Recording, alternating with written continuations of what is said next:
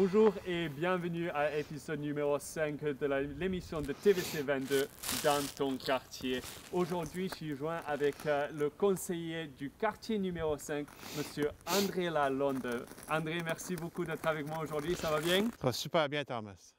Super belle journée en plus. C'est un peu frisquet, comme on pourrait dire en bon Canadien français, mais c'est toujours le fun de discuter avec toi. Ah oui, il fait bien froid aujourd'hui. Je sais quand on a arrangé cette entrevue, il devait faire un peu plus chaud que ça, mais on a eu la tempête hier et donc il fait un peu plus frais aujourd'hui. Ouais, je sais pas c'est qui était en charge de la température pour aujourd'hui. Je pense pas que c'était à moi. C'était mon seul job. Ah, OK. André, tout d'abord, on devrait donner un petit disclaimer. Le fait, on est sur pas mal de glace en ce moment, donc pour bien voir, on s'est mis 6 pieds à l'écart et vous avez enlevé votre masque aujourd'hui, ouais? Oui, c'est parce que mes lunettes ont tendance à, excuse l'anglicisme, fogger up. Donc, ça serait sur cette glace, ça serait peut-être potentiellement plus dangereux.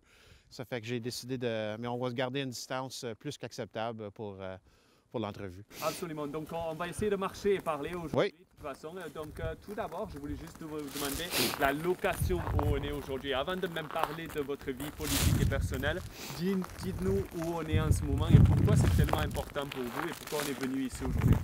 OK. On est dans le village de Clarence Creek, où je suis présentement à l'Érablière, où j'ai plus ou moins grandi lorsque j'étais tout petit. Mes parents restent à 2 pas d'ici. Donc, je voulais vous donner aussi un aperçu que la ville offre beaucoup à ses résidents et à des gens qui veulent venir s'établir ici parce qu'on peut justement être dans un endroit qui est très urbain, comme vous avez vu avec les entrevues 1 à 4, et des endroits beaucoup plus tranquilles et puis beaucoup plus ruraux comme les quartiers dans le sud de la ville. Donc, c'est un endroit pour moi qui me tient à cœur parce que comme j'ai dit, j'ai grandi ici. Puis j'ai travaillé à faire les sucres. On est dans une érablière présentement. Donc j'ai fait les sucres ici, moi, depuis que je suis tout petit bonhomme. Donc, tu sais, les enfants aujourd'hui grandissent avec des tablettes. Moi, j'ai grandi avec les arbres et puis la nature. Et vous me disiez que le processus en ce moment pour avoir le syrup, avoir le maple syrup, c'est un peu différent que comme c'était quand vous étiez un enfant. Je vois tous les câbles de partout. Expliquez-nous un peu le processus. Bien, traditionnellement, c'est la chaudière et puis on ramasse à chaque arbre. Puis il y a encore beaucoup de gens qui font ça. Ici, c'est l'érablière de mes amis Lionel et Monique Chef. Et puis, le père à Lionel a commencé ça dans les années 60, exactement à la chaudière. Et maintenant, au cours des années, bien, ils ont évolué, puis ils ont commencé à installer les lignes que vous voyez maintenant.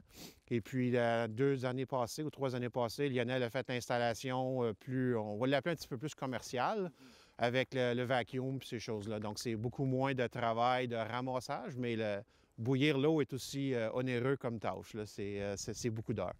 Donc, quand vous étiez petit, vous étiez ici à chercher le sirop d'érable, c'est comme ça qu'on dit en français, je pense? Oui, c'est ça. Donc, j'étais ici avec le neveu de M. Chef, et puis je travaillais avec son père, puis on passait nos hivers dans la forêt comme ça, puis on aidait avec la collecte d'eau d'érable, puis ces choses-là, les tâches à l'intérieur de la cabane. So, c'est des choses que je vais toujours me souvenir, puis je reviens toujours ici quand j'ai besoin d'avoir un petit peu de remise en perspective, puis d'enlever un peu le stress journalier de la vie comme telle.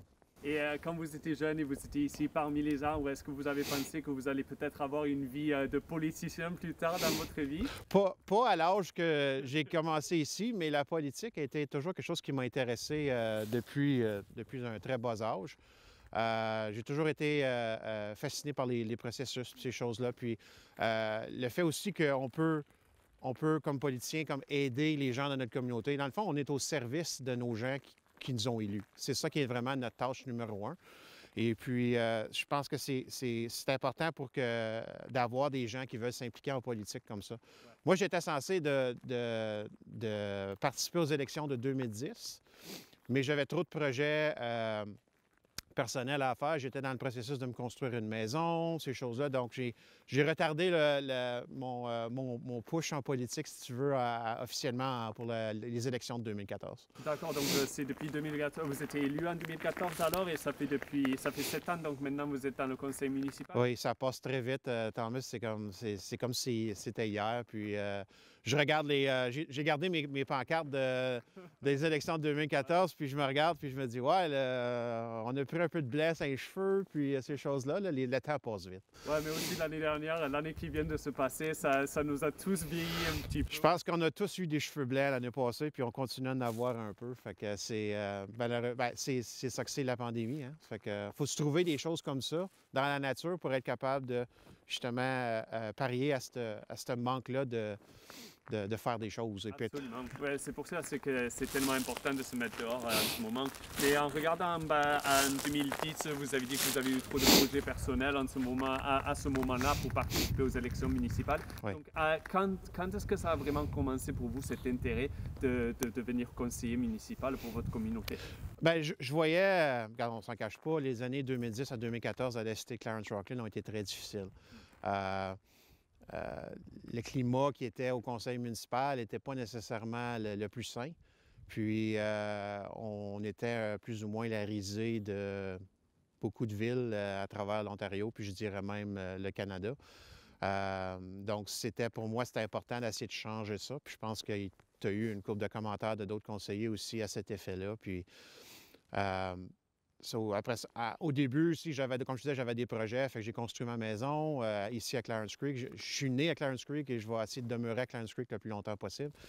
Mais j'ai participé en 2013 à l'établissement du parc Jules Sommer sur la rue Céline et la rue Josée.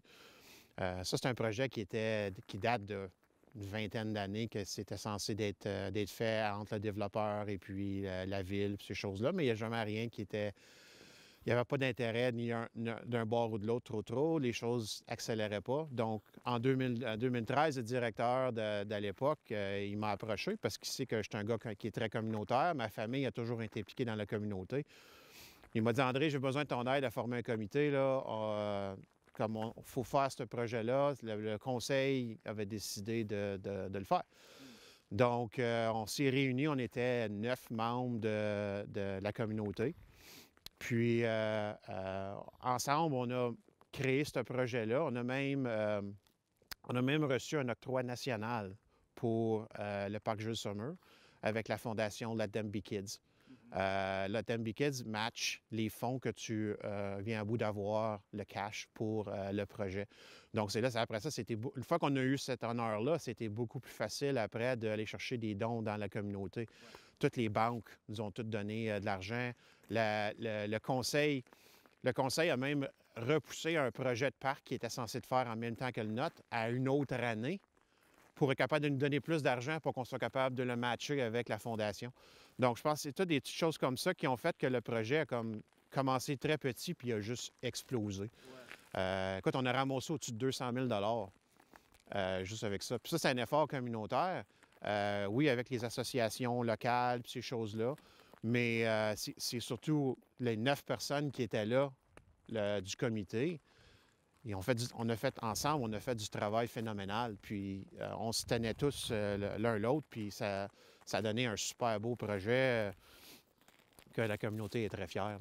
Et ça, c'est quelque chose que vous avez fait évidemment en 2013, donc avant que vous étiez conseiller municipal. Oui. On a ouvert. En dehors du conseil municipal, que faites-vous? Quel est votre 9 to 5, comme on dit? Oh, 9 to 5. Si seulement, ça serait 9 to 5. Moi, je travaille à l'Université d'Ottawa, full disclosure. J'ai toujours été... Il y en a qui ont le CH tatoué sur le cœur, ou les sénateurs. Moi, j'ai l'Université d'Ottawa tatoué sur le cœur. Donc, je suis un employé là depuis 98. Ça fait 21, 22 ans que je suis là. Je travaille dans la gestion des fonds d'octroi à la recherche. Donc, tu peux voir que l'année passée, avec tout l'argent qui a été mis dans la recherche pour la pandémie et tout ce que ça implique avec le COVID, c'était vraiment... on a eu une année très, très occupée au bureau. Donc, puis même là, j'occupe un poste par intérim de directeur adjoint. Donc, le 9 to 5... je suis pas trop sûr qu'on peut appeler ça un 9 to 5, mais c'est excessivement le fun de voir que l'avancement de la recherche, ces choses-là. Autant dans le niveau pour la pandémie, tout ça, mais également pour toutes les autres facettes de la recherche qui existent en médecine, en sciences humaines, ces choses-là. Donc, c'est quelque chose qui me fascine aussi.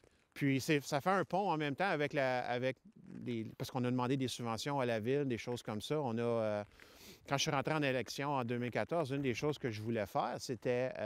on a une petite communauté ici, nous autres, sur le chemin Landré, Clarence Creek, qui avait une cinquantaine de maisons. L'eau n'était pas potable. Tu ne pouvais pas boire l'eau, tu pouvais pas... Il y en a certains qui ne pouvaient même pas laver leur linge avec l'eau. Donc, lorsque je suis rentré en 2014, j'avais dit aux gens, écoute, je vais faire mon possible pour essayer de vous amener l'eau municipale. Parlant avec les directeurs, parlant avec les autres membres du conseil, c'est là qu'on est venu à bout d'avoir cet octroi-là 3 ans plus tard. On a eu 2 refus de la province avant que finalement, en 2017, ils nous donnent l'octroi qu'on a eu besoin pour faire cet octroi-là. Puis on est venu à bout de matcher ça avec un autre besoin qu'on ne savait pas qu'il existait, qui était en anglais, ils appellent ça fire suppression, ces choses-là, avec les pompiers et tout ça. La pression d'eau dans les hameaux ruraux était vraiment bas.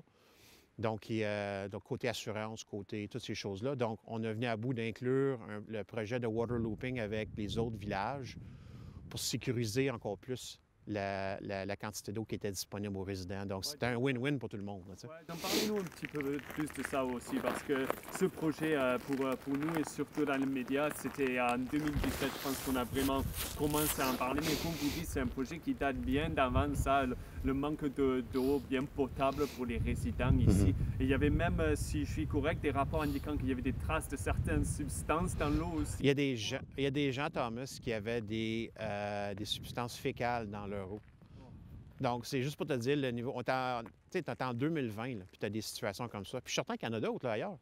Mais tu sais, c'est toutes des situations que tu te regardes. Quand tu n'es même pas capable de boire ton eau, quand tu n'es pas capable de laver ton linge, c'est pas humain, là. Fait que c'est vraiment... Puis il n'y avait pas vraiment de raison parce que l'aqueduc était littéralement à 1 kilomètre d'un bord ou de l'autre.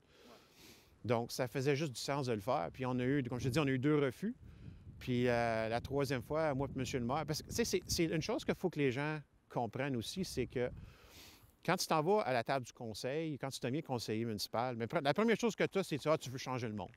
Tu veux tout changer les choses, tu veux refaire certaines choses. Là, tu t'aperçois que tu comprends plus les processus et ces choses-là. Tu peux avoir les meilleures idées au monde, mais si tu n'es pas capable de les transmettre, si tu n'es pas capable de les faire comprendre aux autres membres du conseil, tu n'auras jamais des projets.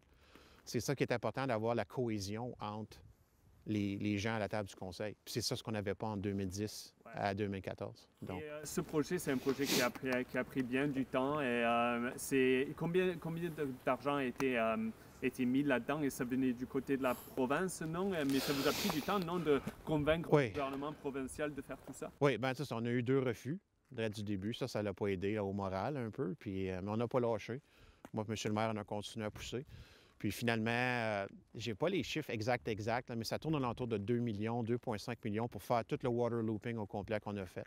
Le projet ici, tu as juste un petit peu plus qu'1 million. Donc, puis la province et le provincial ont payé les 2 tiers et puis la ville paye l'autre tiers. Parfait, parfait. Donc ce projet, ça a commencé quand exactement? Je crois qu'on a construit ça en 2019. Une fois que toutes les choses étaient... avec les ingénieurs, puis ces choses-là, donner le contrat, puis tout ça.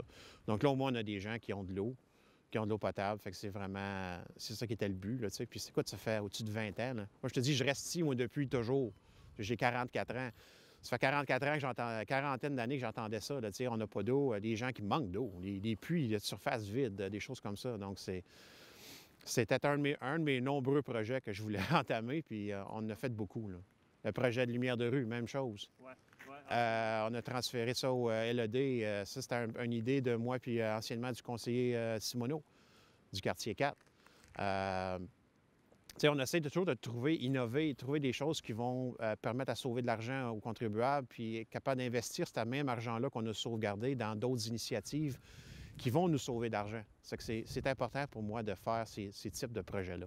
En parlant de ça, ça nous amène à un autre sujet, mais tout d'abord, on va prendre une petite pause et après cette pause, on va revenir, on va parler de quelques sujets un peu plus actuels avec le conseiller Lalonde.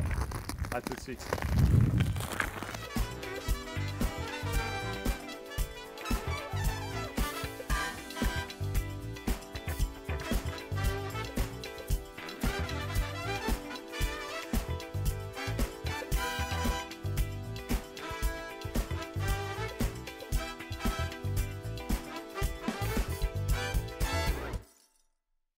Et bienvenue à l'épisode numéro 5 ici de Dans ton quartier. Aujourd'hui avec moi, comme vous le savez très bien, c'est conseiller du quartier numéro 5, Monsieur André Lalonde. Rebonjour, ça va bien? Ça va super bien, super bien. Là, pas trop froid? C'est un peu moins froid dans la cabane, mais c'est quand même... dans une couple de semaines, quand le poêle va être allumé, tu ne seras pas proche de même du poêle. Ouais, c'est ça que j'allais dire. On aurait dû demander d'allumer les feux, commencer les feux et tout ça, donc ça ferait bien plus chaud. Juste à la fin de la première partie de ce programme, nous avons parlé un petit peu du Water Looping Project qui avait été établi en 2019, fondé par le gouvernement provincial. Juste en touchant un petit peu plus sur un projet vraiment similaire de ça, c'est quelque chose qui a été approuvé vraiment bientôt, il n'y a pas trop longtemps. C'est l'accord de fournir de l'eau à la Nation et à Limoges aussi. Donc, parlez un peu plus de ce projet et comment ce projet est lié à ce Water Looping Project. La municipalité de Nation, eux, ont également, je parlais tantôt des gens dans le rural ici qui avaient des problèmes d'approvisionnement en eau potable. La Nation, eux, ont présentement, c'est des puits communautaires qu'ils ont.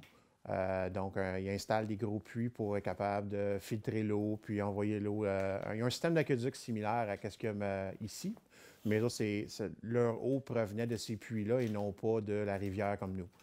Donc, avec l'agrandissement du village de Limoges, et puis ils ont même un parc industriel qui ont commencé, des choses comme ça, il manquait d'eau.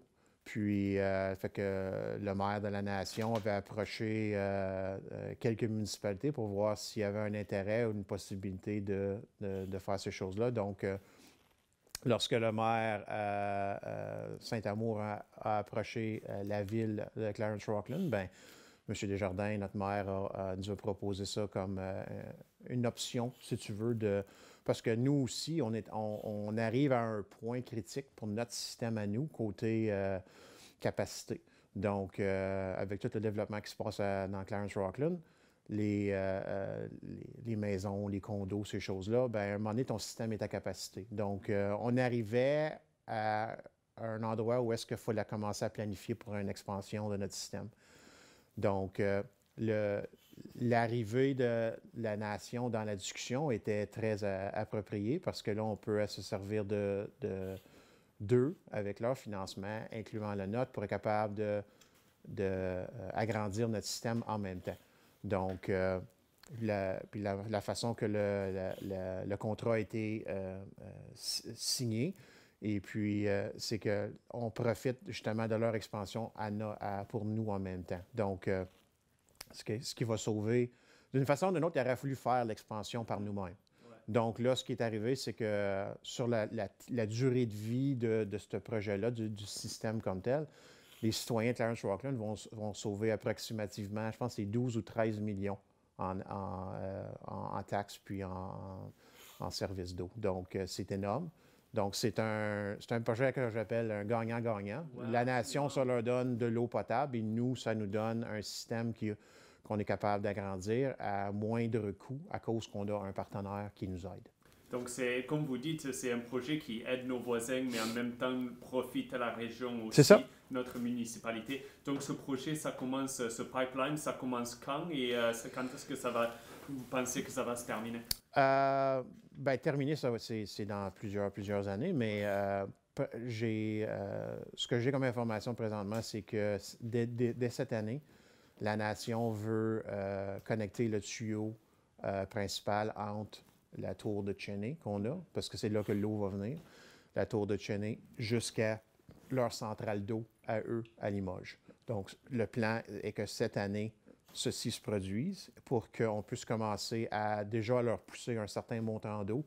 Je pense à 350 mètres cubes d'eau par jour, qui est un peu la capacité excédente qu'on a présentement dans notre système sans être obligé d'investir massivement.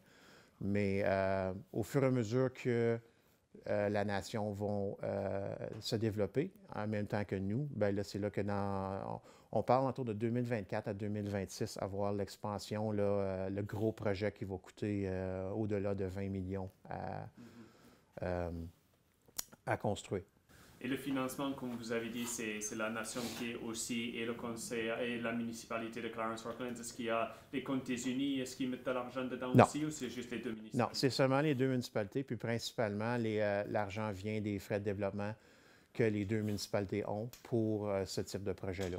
Donc, c'est pas vraiment les payeurs de taxes actuels qui vont payer la grosse majorité de ce projet-là. C'est essentiellement, c'est le développement qui va se produire, qui va payer pour l'expansion du système d'aqueduc.